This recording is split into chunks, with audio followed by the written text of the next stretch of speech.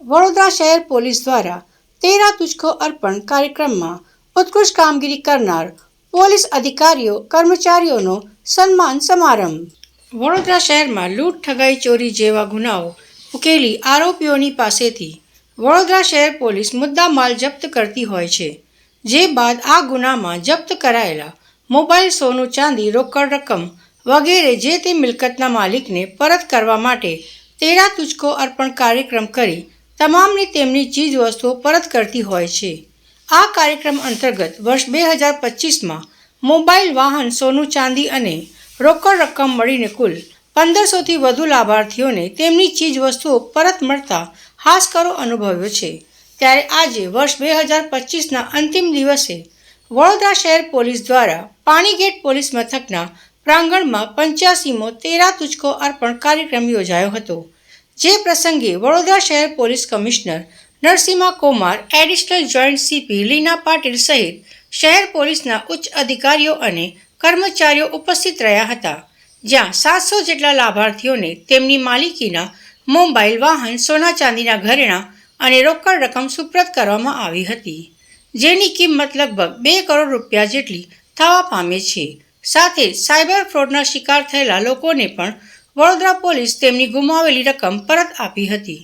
ત્યારે પોતે ગુમાવેલી વસ્તુ પરત મળતા આ લાભાર્થીઓના ચહેરા પર સ્મિત પથરાયું હતું.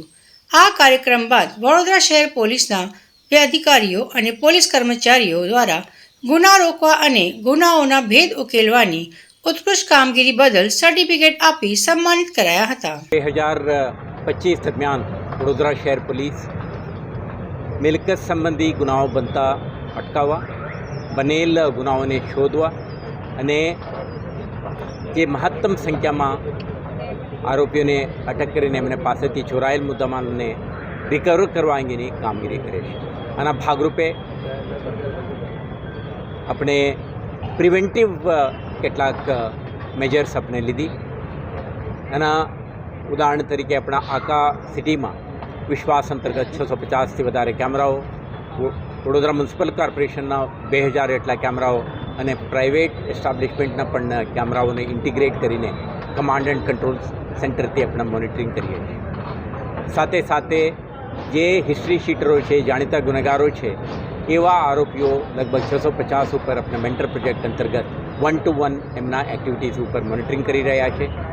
આજની તારીખે 7% બાકાત રાખીને તમામ આરોપીઓ આપણા રડાર હેઠળ છે. આના માધ્યમથી પણ આપણે આરોપીઓના ગતિવિધિઓ ઉપર નજર રાખીને નિયંત્રણ કરવા માટે પ્રયાસ કરે છે. આના ભાગરૂપે આજે વડોદરા શહેરમાં લગભગ 6% ગુનાઓમાં ઘટાડો અને બનેલ ગુનાઓમાં 73.5% ડિટેક્શન કરવામાં વડોદરા શહેર પોલીસ સફળ રહ્યું છે. આ વડોદરા શહેરના ઇન રિસેન્ટ ટાઈમ હાઈએસ્ટ છે. આમાં જે ડકોઇટી 100%, રોબરી 100%, ઘરફોડ ચોરીઓ 76%, ચેઇન સ્નેચિંગના 97% અને અન્ય ઓવરઓલ જે આપણે કહીએ 73.5% સાથે વડોદરા શહેર પોલીસ રાજ્યમાં ડિટેક્શનમાં આઉટસ્ટેન્ડિંગ કામગીરી કરી છે. તે અંગે આપણા આખા ટીમ જે વર્ષ દરમિયાન મહેનત કરી છે એમને આજે સર્ટિફિકેટ ઓફ એપ્રિસિએશન પણ આપણે આપી છે. સાથે સાથે જે ચોરાયેલા મુદ્દામાલ છે એના રિકવરી કરીને પોલીસ બેસીને રહે તો આપણા વિક્ટિમ સેન્ટ્રિક અપ્રોચથી નાગરિકોને ચોરાયેલ મુદ્દામાલ પરત આપવા માટેની દિશામાં પણ શહેર પોલીસને કામગીરી કરીને અત્યાર સુધી લગભગ 86 તેરા તુજકો અર્પણ કાર્યક્રમનું આયોજન કરીને 22 કરોડથી વધારે રકમની જે ચોરાયેલ મુદ્દામાલને આપણે પરત કરી છે. જેમાં mobile phone, motorcycle, jeeps, gold and silver jewellery, cash અને અન્ય મુદ્દામાલોનો સમાવેશ થાય છે.